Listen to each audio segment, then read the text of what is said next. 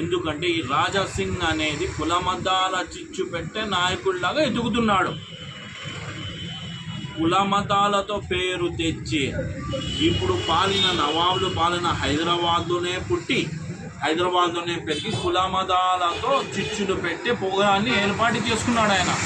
ప్రతి ఒక్కరూ ముహమ్మద్ సల్లల్లాహు అలైహి వసల్లం ప్రభుత్వాన్ని మంచి వ్యక్తి, మంచి వృత్తి అనేది ఉంటారు. కుల మతాల వ్యతిరేకంగా మన హిందూ సోదరులకైనా క్రిస్టియన్ సోదరులకైనా అడగండి పోయి ముహమ్మద్ సల్లల్లాహు అలైహి వసల్లం అంటే ఏమిటోళ్ళు అంటే ఆయన మంచి వ్యక్తి, ఇప్పుడు కాదు 1400 సార్లు వెనకాలే చెప్పినారు ఆయనంత మంచి వ్యక్తి మళ్ళీ రారు అని.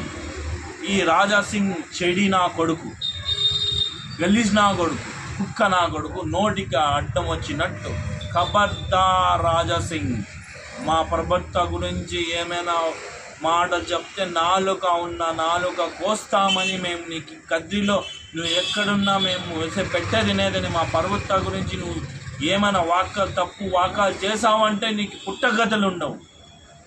ఖబర్దార్, జాగ్రత్త.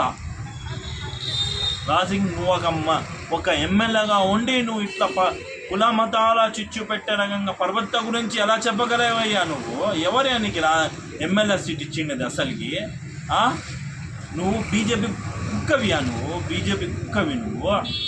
నీ బతుకేంది? నువ్వేంది మా ప్రవక్త గురించి చెప్పే బతుకనేది? అయినా కాలిపోతాను. మా హిందూ సోదరులు మేము ఎట్లా బతుకుతున్నామంటే మన ఇండియా డెమోనేట్ కంట్రీలో ఎట్లా బతుకుతుందంటే హిందూ సోదరులు క్రిస్టియన్ సోదరులు అన్నా తమ్ముల్లాగా బతుకుతున్నారు. ఇది అతను జీర్ణించలేక, డైజెషన్ చేయలేక అతను ఏం చెప్పాలో ఈరోజు మనకు చెప్తాడు, రేపు మీకు చెప్తాడు. ప్రతి ఒక్కరూ తెలుసుకోవాలి. ఇలాంటి నాయకులని ప్రోత్సహించకూడదు. అసలు ఇట్లాంటి నాయకుల్ని ప్రోత్సహించకూడదు.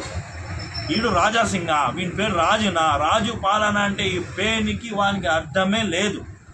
దయచేసి నేను ఒకటే మనవి అనుకుంటున్నా, ఇట్లాంటి నాయకుల్ని దయచేసి ప్రజలారా గుర్తించండి. ఇట్లాంటి నాయకుల్ని ఏరుకోకండి. ఇప్పుడు ఏరుకున్నా మీకు ఆ పార్టీని తెరక్క నుంచి వెంటుకు వచ్చినాడు, అది కూడా రాజీనామా చేసినాడు. ఇతను ఒక నాయకుడా? నేను ఒకటే ప్రశ్నిస్తున్నా అందరికీ, ఇలాంటి మతకర్తాల చిచ్చు పెట్టే నాయకులు మన ఇండియాలో డెమోక్రటిక్ కంట్రీలో అస్సలకి ప్రోత్సహించకూడదు. దయచేసి ప్రోత్సహించకండి. ఎందుకంటే వీళ్ళు చెడు కోసమే ఉన్నారు. వీళ్ళ స్వాతంత్రం కోసం ఏమైనా నోటికి అడ్డం వచ్చినట్టు ఎముకలైన నాలుక ఏమైనా చెప్పేస్తుంది. భైన్స్ ఎగిరింది, మా భాషలో ఏముందంటే చీలు ఎగిరిందంటే భైన్స్ ఎగిరింది అంటారు. ఇట్లా నా కొడుకులతో మనము జాగ్రత్తగా ఉండాలి. నువ్వు ఇంకొత్తు ఖబర్దార్, జాగ్రత్త.